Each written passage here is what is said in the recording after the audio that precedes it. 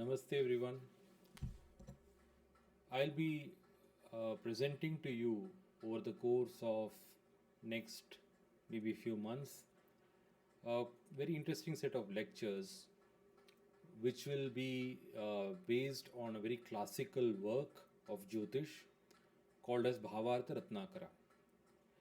Uh, I like reading classics, um, but I must also say that without a proper grounding in Jyotish from you know by the teachings of a guru and a parampara, it's very difficult to approach them. And I must be honest, even today, even now, I find quite a lot of them quite difficult to approach. Certain results, it's difficult to understand. But when you have learnt under a parampara and a guru for many years, it does help a lot. You are able to understand why something is being said. Because many of the results given in these classics are known for their brevity, very concise. They are not going to explain a lot. Okay. Uh, One may ask, what is the relevance of that? There's a wealth and treasure of information, treasure house of information literally in so many classics that we have. Okay. Uh, Brihad Jataka, Jataka Parijata, Sharavali, Faladipika, Uttarakala Amrita, and Bhavartha Ratnakara, one of the very well known ones. Now there are so many classics which give so many results. Why have I chosen specifically Bhavartha Ratnakara? The reason being, I'm not saying it is easy, or it is very simple and straightforward. No, not that. It's certainly not, I would say, but it is approachable nevertheless. Uh, Basis the grounding of Jyotish that I've got from my gurus and my parampara, it's something I'm able to approach and understand to an extent. And that is what I'm trying to go into present to you. And another very interesting thing about Bhavat Ratnakara, which is not there in many of the other classics, and probably that's why I'm saying it's approachable, is the fact that, let's say, in many of the classics you will have results of various planetary combinations. Say, what happens if sun and moon conjoin, what happens when sun and Mars conjoin, uh, two planetary combinations, three planetary conjunction results, four, five, and so on and so forth. They would have even planets in various houses. This planet and this planet conjoined and aspected by some other planet, or in this particular sign, etc. But one very important thing about Jyotish is what is known as Lagna, the Lagna sign, right? And that defines a lot about how the planets behave vis-a-vis a particular chart, right? Uh, in a given day, there are so many people who are born. The planetary configuration for all of them is going to be the same. Saturn today is in Pisces, okay, as we speak in March 2026. Rahu is in Aquarius, Jupiter is in Gemini, and this is going to remain the same for this coming few days, right? And for a given day, Moon is also in the same position. Maybe it may change signs at times during the course of the day. What really differentiates is the Lagna.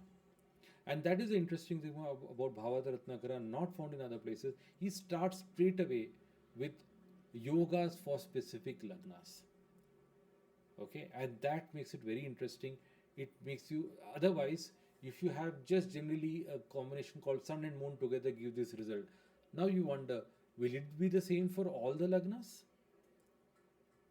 I certainly it cannot be. It cannot be, right? And that we will see that in the very first shloka of Bhavarta Ratnakara, which is going to be very interesting. With sun and moon coming together, typically the tithi can be, it's not necessary, but many a times the tithi can be that of Chaturdashi or Amavasya or Pratipad, which are considered to have dosha or blemish in them. And they will definitely have their own set of difficulties. Okay. Uh, so there is some challenges. So just basis the fact that sun and moon are together, you give a result without specifying the lagna. It's very difficult to understand, and that's where why I say that Bhavaratnakara is easy to approach in the sense understand to that extent. But then the results that he gives, you have to still think, why is he saying what is he saying, right? But just the fact that the lagna is specified makes a lot of it at least gives a starting point to think. And I'll be presenting a series of lectures on this. These will not be free lectures. These will be paid lectures. Uh, so I'm still thinking over how much I should charge for them. But what I'm broadly thinking is about having around 4 to 5 lectures for each lagna. I will not be covering all the shlokas given in Bhavartha Ratnakara, it's too many. And by the way, I am only planning to limit myself to those results related to some kind of Raja Yoga or Dhana Yoga. There are many other shlokas given related to health and death and all those things, which I may not really want to touch upon because it just makes, I want to still, limit myself to a certain kind of topic. So Raj Yogas and Dhana Yogas make a lot more sense. Even then, it is still quite wide. So I may cover maybe 4 to 5 lectures per lagna, depending on. It also depends on Bhavartha Ratnakara is not evenly spread across for all lagnas. For example, Aries has many shlokas, almost 20 plus shlokas are there for Aries lagna, but for most other lagnas, it's not the same number, it's lesser. So the number of lectures may vary a little bit, but you may say maybe 3 to 4 or so per lagna, and I may cover maybe a couple of shlokas or maybe 3 shlokas in a lecture. Sometimes, depending on the complexity of the shloka, just maybe one shloka in a lecture. Okay, and my methodology is going to be very pretty much the way I've presented many of the topics earlier. I'll be presenting the result verbatim, what has been said, and I will also then try and understand why it is being said like that. That's the way we have been taught. We have never been asked to mug up yogas and all that. It's very tough. Without understanding the basics, you are just mugging up things is not going to help. In fact, I don't think just mugging up things in Jyotish is going to help unless you understand why something is being said. Because there is always a foundation, there's a basic, there's a concept behind it. That's how my gurus have taught Pandit Sanjay Rath, Smt Sarbani Rath, and Shri Visti Larsen, who is always very closely guided and mentored me. And I am very grateful to all of them. That is the way they have taught me to understand the result thoroughly. And then you don't have to mug it up. You just remember, and and even if you mug up a result, it is not going to help. When you actually see charts, and that's going to be the next part of my point, is you've seen in the past that I always present examples. I don't just like to present a shloka and just leave it there. I want to test it out. I personally test it out on charts, and I'll be showing those things to you, and then you can see for yourself how does that result apply. It's not going to always apply the same way.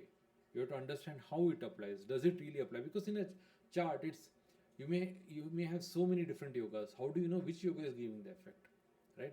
And that's where a grounding, learning of Jyotish over years and years, and practicing, consulting, and all these things helps a lot.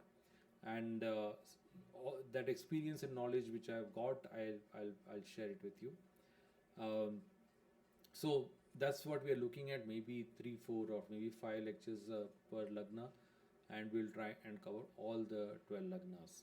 Okay, it will take quite a few months, but we'll go slow by. What I would expect from you, those who uh, uh, consider purchasing and go through study the webinars which I'll be sharing with you, is to understand the concept and then look at charts, research, do your own research, apply them and see how it works. And feel free to ask questions to me. If you disagree with something I say, feel free to share that as well. Um, it's not necessary that whatever I say is written in the stone. I may be completely off the mark at times, um, but I guess not. This is what learning I've got. Whenever I say something, I try to be as sure about it as possible. But yet, slip ups may happen. Okay, I'm human as well. So that is going to be. Before ending this short thing, I will share with you a bit of sample of what I'm going to show, so that you can be sure about it. And regarding the pricing, I will mention it in the description below. and also how you can make the payment. And once you make the payment, I will be sharing my email ID. You can share me your screenshot of the payment through email, and I will share the presentation with you over email, which you can watch at your own leisure. Okay, so let me show this bit of let me say sample. Okay, so as I mentioned earlier, this is Bhavartha Ratnakara by Sri Ramanujacharya. Some say he is the great Sri Ramanuja, the propounder of Vishishtadvaita philosophy, uh, uh, which is an interpretation of the Uttar Mimamsa or Vedanta Darshana amongst our Shad Darshanas. But he is mentioned as the son of Sri Jagannath Arya, while that great Sri Ramanujacharya of Vedanta, Vishishtadvaita, his father's name is some other, I forget the name, but it is not this. So one may not really be sure whether it is the same Ramanujacharya. Could be not.